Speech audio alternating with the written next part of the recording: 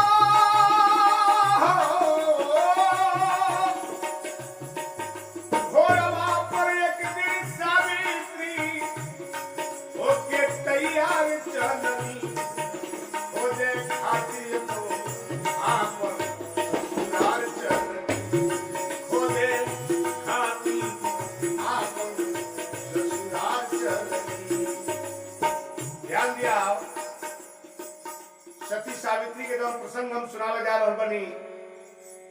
अश्वपति महाराज के बेटी रहली सावित्री, मध्य देश के राजा के बेटी रहली सावित्री। जब सयान हो गई रहली तो उनकर पिताजी कहले कि हम ही बर ढूंढब, लेकिन सावित्री कहली कि ना पिताजी हम अपन बर स्वयं ढूंढब। सावित्री घोड़ा पर बैठ के अपना ला दुल्हा खोजे खातिर घर से निकल गई। लगली चारों ओर घोड़ा से घूमे, अपना पति के तलाश करे। एक दिन के बात हो, बहुत घूमला के बाद एक दिन एगो जंगल के रास्ता सावित्री धैले बाड़ी। जब वो जंगल में पहुंचली तो का देखतरी, अंधा अंधी दूगो बैठल बारे एक गाछ तर।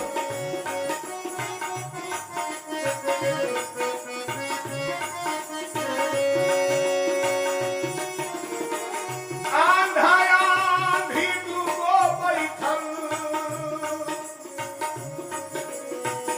बारे एक गाछ तर।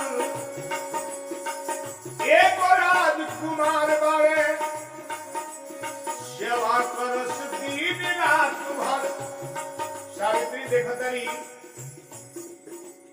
एगो अंधा एगो आंधी दोनों प्राणी बैठल बालो, और लोग एगो बेटा बारे।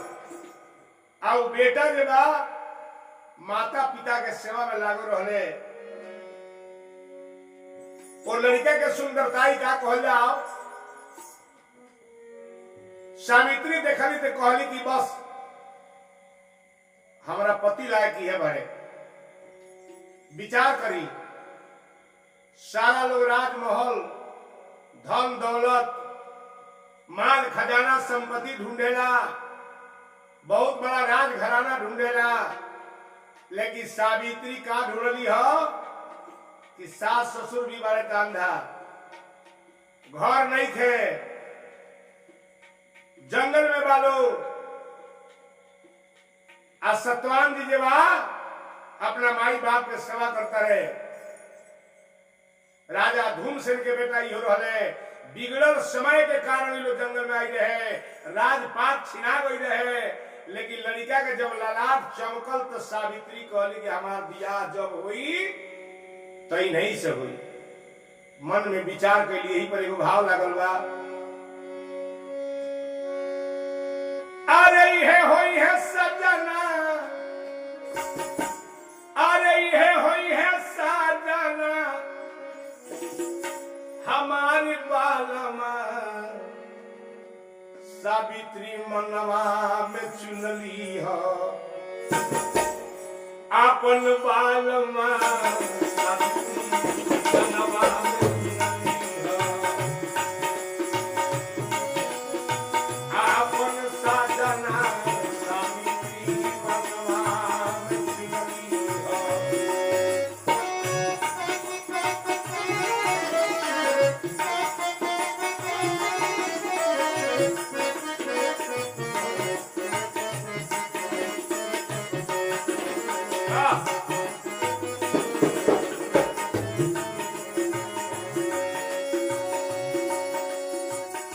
घोड़ा से उतर के शीश के झुकावेली, करी परनाम अंधा आंधी से आशीर्वाद पावेली, बरमलवा पहना दी हरी हो,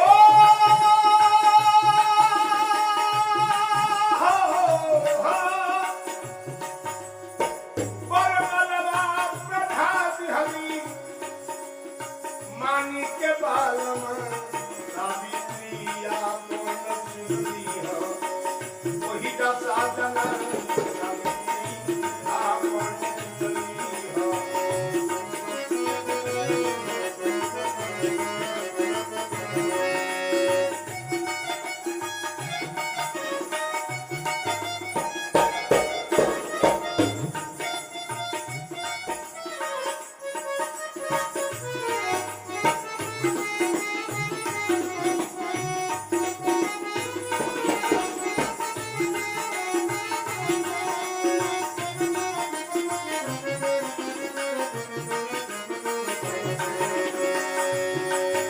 भैया सती सावित्री जब बरमाला लेकर के आ सतवान के गला में डाल देली, कहली कि रउआ हमार पति हो गई।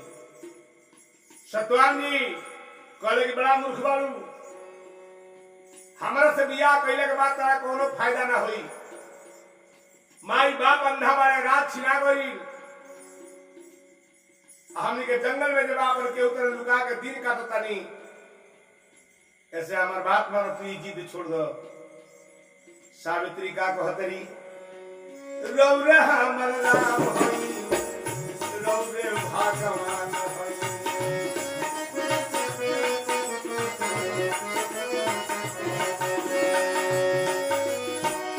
रौरे हमर राम हई, रौरे भगवान हई, रौरे सरुरवा हमार, रौरे चारू धाम हई।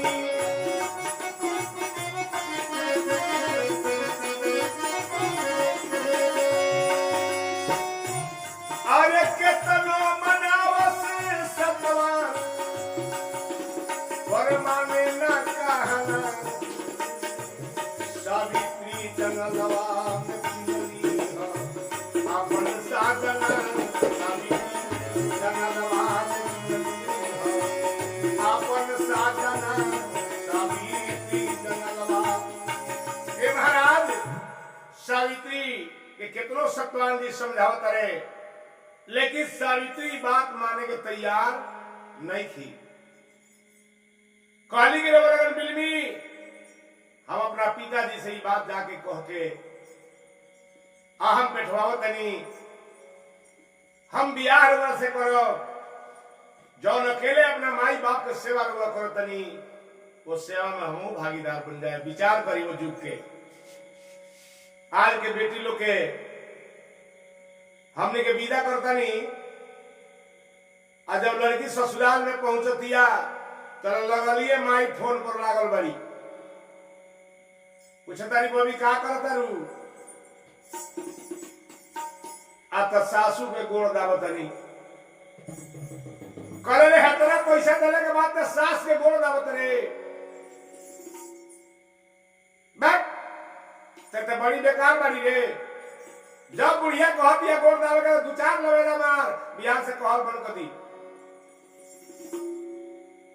तो अपने समझ विचार करी जे नहियर के राह में रहेला नहियर के राह जे माने ला ओकर घर ना बसेला।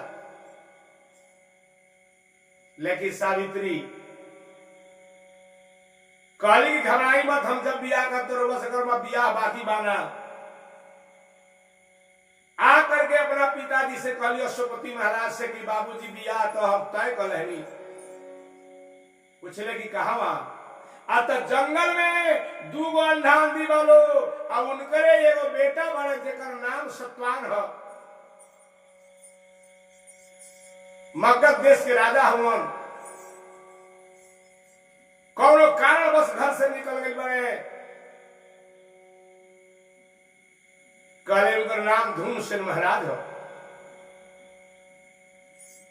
तुरंत देवा अशोकपति महाराज नारद बाबा के बोलौनी आ कहनी के लड़का के हमारा बेटी के तनी गणना बाबा गिनदी। नारद बाबा जब गणना लगले गिने ते कहले आज के दूसरा साल लड़का आई मर जाई, बियाह बियाह ना रही राजा जी,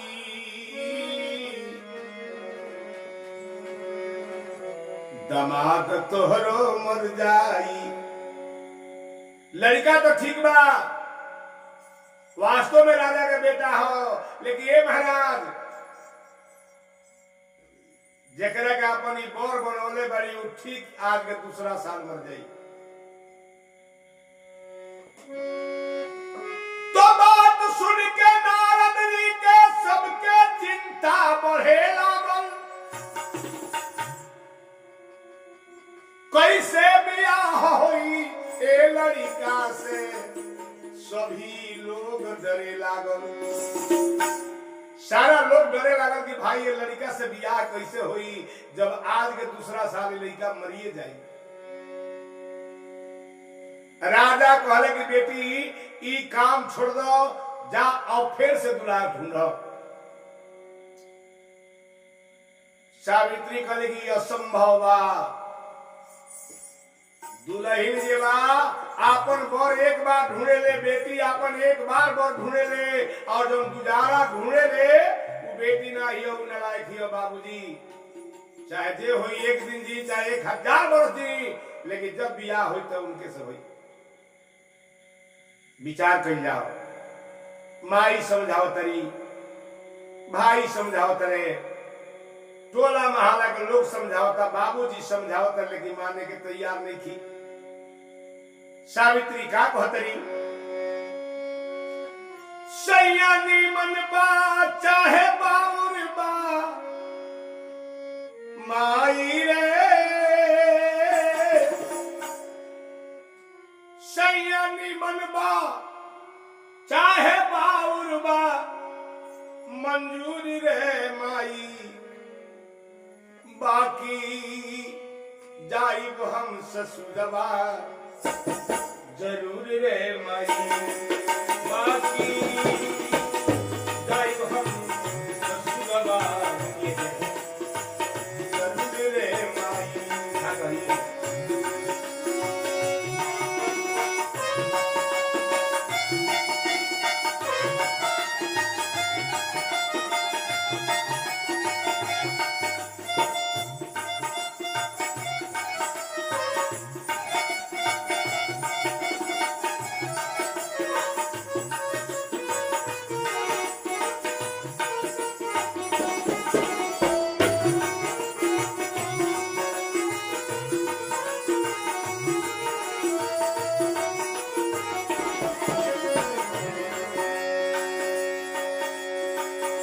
राजा के बेटी होके जोगी संग गई। सावित्री कहली कि माई शंकर भगवान के जब बियाह के कथा पढ़बू आज सुनबू तो तारा ई बात बुझा जाई कि राजा के बेटी होके आ जंगल में रहे वाला शंकर भगवान से बियाह करेली उम्मीदे पर ना बाबा का जब लौकल तो कहले आ समझौले उनका कि हम कुछ नहीं कहब लेकिन हमार जब बियाह होई तो उनके से होई। लड़की के जीत पर राजा जंगल में गईले अपने भी बरछिया चढ़ावले आ सावित्री के रीति रिवाज से बियाह सत्यवान जी से हो गई। अब बेटी के विदा कर रहे राजा वही जंगल में, सावित्री जंगल में चल गई आ जा करके अपना सास ससुर के सेवा लगली करे, पति के सेवा लगली करे। आगे भई का धीरे धीरे बीत गई खुशी वाला दिनवा।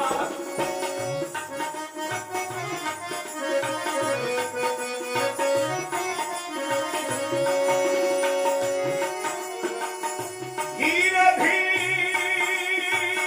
बीत गई रे खुशी वाला दिनवा। करले कराइल नइखे विधि के विधानवा।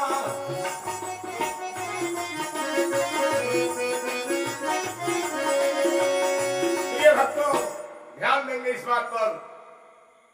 एक दिन और मरे के बाद सत्यवान जी के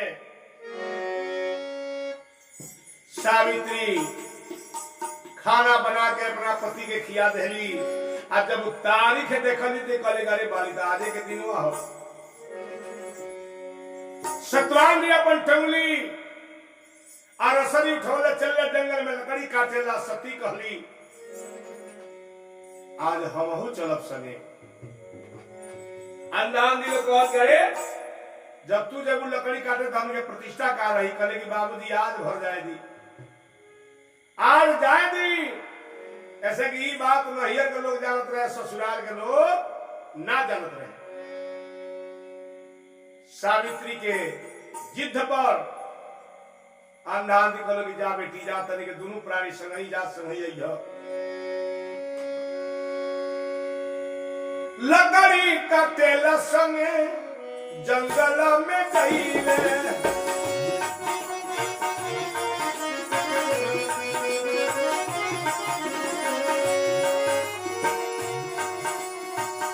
सावित्री बारी नीचा ऊपर सत्यवान चढ़ी गईले।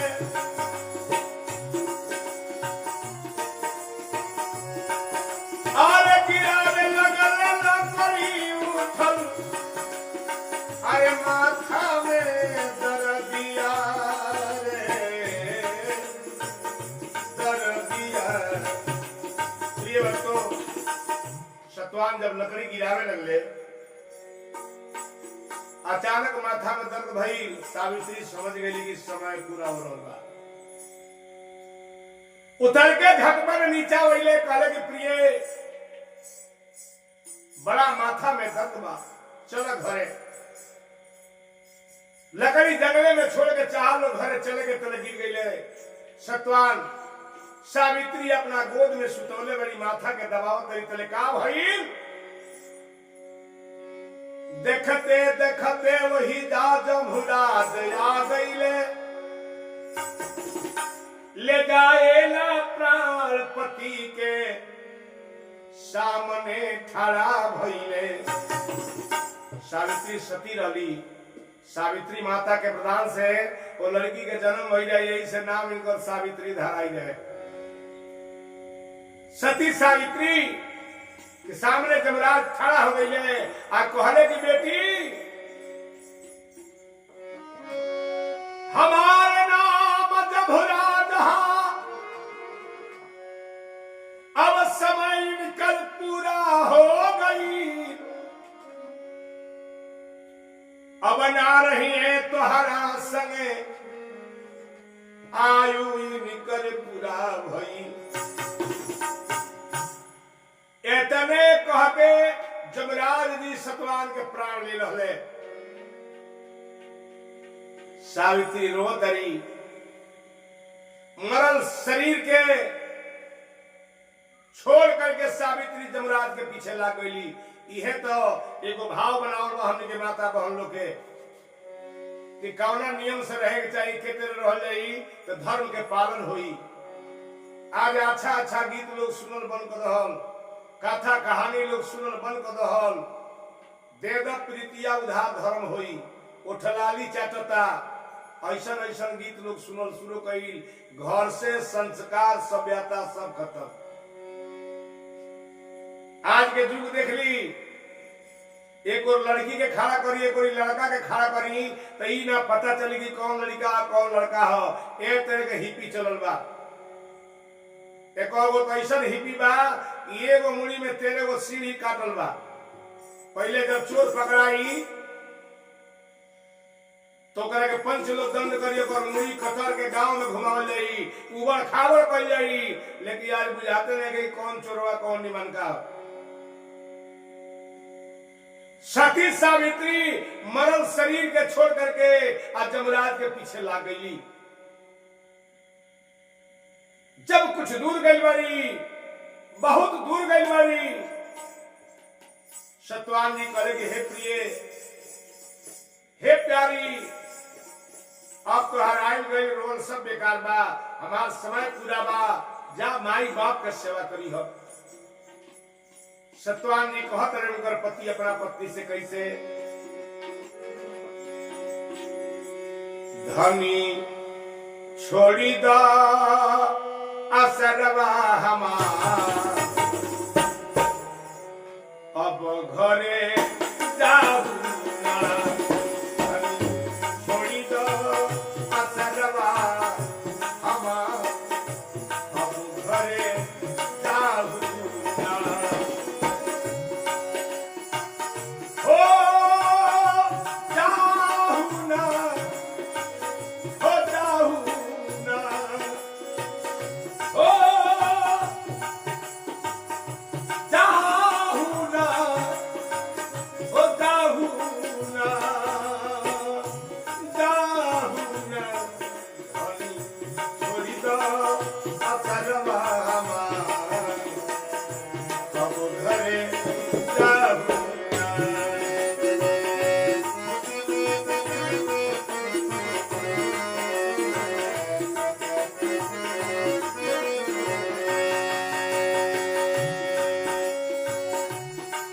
आगे लगल प्यारी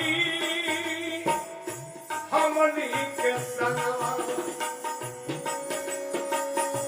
पूरा हमार दीन भइल जातु भवनवा। विचार करी, जौना दुल्हन के पति छीना गई होखे, आप पति के रवाई पत्नी सुनत होगा तो ओकरा दिल पर का गुजरत हुई। सतवान जी कहले कि आज रे हमरा तोहरा संगत रहलो, ई जकरा के पकड़े ले कहियो ना कोई के छोड़े ले बड़े ना छोड़ी है, घरे जा, अगर तू हमारा धर्म पत्नी बारू तो हमरा माई बाप के सेवा करिए। ए महाराज, ई प्रेम देख करके जमराज के भी करेजा हिलता।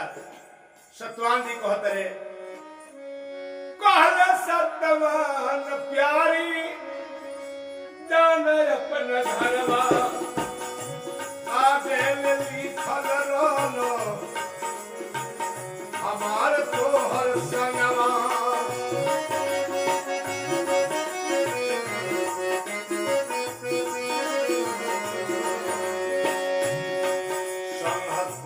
आगे लिखल भगवान, अब घरे जाऊ ना, धनी छोड़ी दो असरवा हमार, अब घरे जाऊ ना। ये महाराज बहुत दूर तक ले लेके चल गई बड़े जमराज। और जब सावित्री नहीं खिलौटो तो जमराज कर गए, बेटी सुनो, ये दुनिया के रीति रिवाज जगने ला उमरेला, जे मृत लोक में आवेला वे का एक दिन मर जाला, ओकरा के हम धक के ले जाइले ऐसे आज इनकर समय पूरा बा अभी तो हर समय नहीं थे भइल जा घरे। सावित्री कहली कि कैसे जाई? माई पूछी है, बाबूजी पूछिए कि तुम्हार पति का भइले त का जवाब दे है? जब राज कहे कि हे बेटी तुम्हारा प्रेम से और तुम्हारा भाव से हम बड़ा खुश बानी, एगो कोनो वरदान मांगो, हम तरह के एगो वरदान दे है। सावित्री का कहली देखी मरण पति बारे लेकिन पति और नहीं आया नहीं थे। सावित्री कहली कि अगर देवे के चाहता नहीं तो सुन जाओ। सास ससुर अंधा बारे अखिया के दे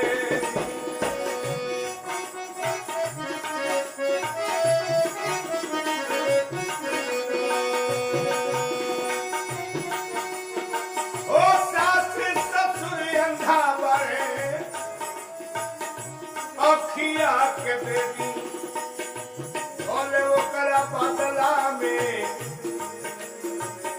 हमारे प्राण बोले वो करा बदला में हमारे प्राण ले वही लागल है असुआ के धार घरे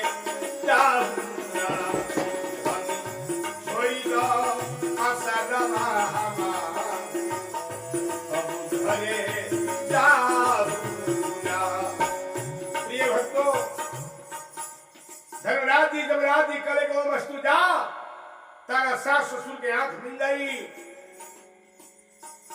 देखे लगी है जा। फिर जबराज सतवान जी के पकड़ ले लेके आगे चल रहे आगे जबराज पीछे पीछे साथी जाली पति के वियोग सहलो न जाली पति के वियोग सहलो न जाली रुकी के कहे रे जमोरा रुकी के कहे रे जमोरा अब घरे जाऊ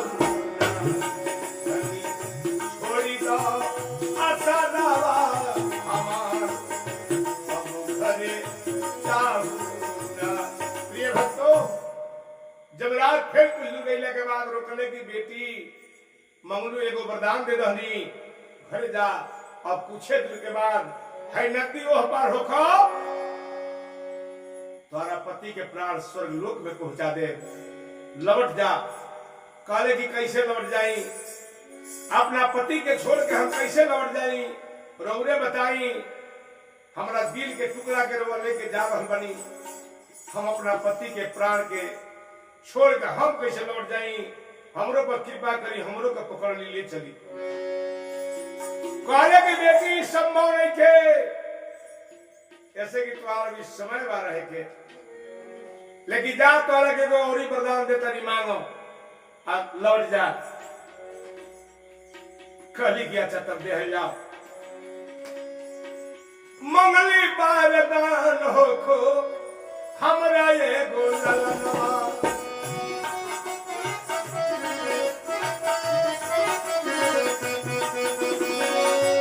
इहे जमुरात दी हो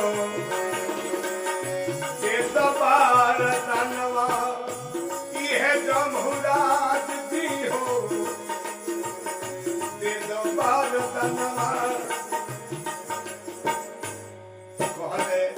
पूरा होई इहो तोहरो मांग कहले पूरा होई इहो तोहरो मांग हम घरे जाऊ ना छोड़ी दो आसरा हमार हम घरे जाऊ ना। करे जमराज की जो बेटी तोरा एगो बेटा हो जाए विचार करी प्रेम में आकर के जमराज जी कहले कि जो तोरा एगो बेटा होई। सती कहली कि हे महाराज, अपने के जब प्रदान दे देनी कि हमरा एगो बेटा होई, तो बिना पति के बेटा कैसे होई? पति के प्राण रुआ लेके जा रहल बनी, तो रौरे विचार कर जे हमरा बेटा होई कैसे?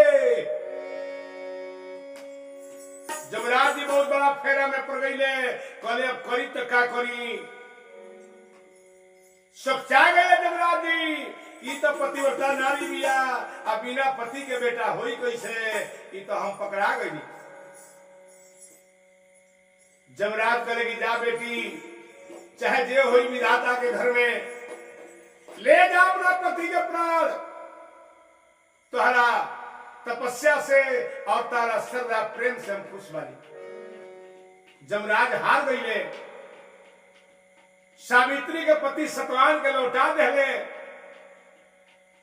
सती लेके अपना पति के चलत रही, उन्हें जमराज वापस होता रहे, पछताता रहे, आ खुश भी बाए कि वाह, अगर केहू के घर में बेटी होके तो ऐसा होके, केहू के पत्नी मिले तो ऐसा मिले। अपना पति के प्राण लेके सती चलत रही। जमराज से लड़के लेके अइली हा सजनवा, जमराज से लड़के लेके अइली हा सजनवा, लिखे शर्मा रामचंद्र सावित्री के भजनवा, लिखे शर्मा रामचंद्र सावित्री के भजनवा। भैया विचार करो इस बात पर। आज पतिदेव के खाना करा गई बा, बैठल वाले खाना खाए तरह जबा शिशिया बड़ी ठाड़ा लगी चौरा सी चर्चा में, लोटा में पानी भी आई नहीं गए। पतिदेव को आकर कहो कहाँ चल लो जाता नहीं शिव चर्चा में, हो तो कम से कम भाई पानी है तो बताया खोल देखो बाल्टी में भर के पी हो गई इनकर शिव चर्चा। सास ससुर जबा दर्द से कराहत रहे, चाल करता है कि बेटी ये पतो तनिया कहीं पैर दबाता हानो, तो आप पैर दबे वाला है हमारा जाए बाबा धाम गंगा में है तो आप पैर दबी, इनकर गंगा स्नान भी हो गई। तो भैया कोई धाम कोई तीर्थ कोई गंगा स्नान दूर नहीं थे, घर में और भाव पक्का हुआ तो सब देवता लोग संगे बा। लेके सावित्री घर अइली सजनवा, लिखे शर्मा रामचंद्र सावित्री के गनवा हो, लिखे शर्मा रामचंद्र सावित्री के गनवा। सती नारी से करेले भगवान, सती नारी से करेले भगवान, हम घरे जाऊंगा छोड़ी दो आशा जला हमार, हम घरे जाऊंगा। हे महाराज, सावित्री अपना पति के प्राण लेके वो शरीर में प्रवेश करौली, आ लकड़ी लेके जब रास्ता में होते तो नाथ बाबा से भेंट भइल, कहले गई तो आज एकरा मोल जाए के रहलो, आई जिंदे घुमता। कहलक बेटी कहले बाबा कि हो आज इधर आई बा, आ नारद वाणी कबो झूठ ना होला, कहले की बात सही बा। जमराज से छीन के लेके आवतनी। कवि के भाव बा, बेटी पतो ओके ऐसन सबके घर में खुशिया गमकत रही, हर वो नगर में खुशिया गमकत रही, हर वो नगर में हो। शर्मा रामचंद्र के पतिया पकइल घरे जाहू थोड़ी तो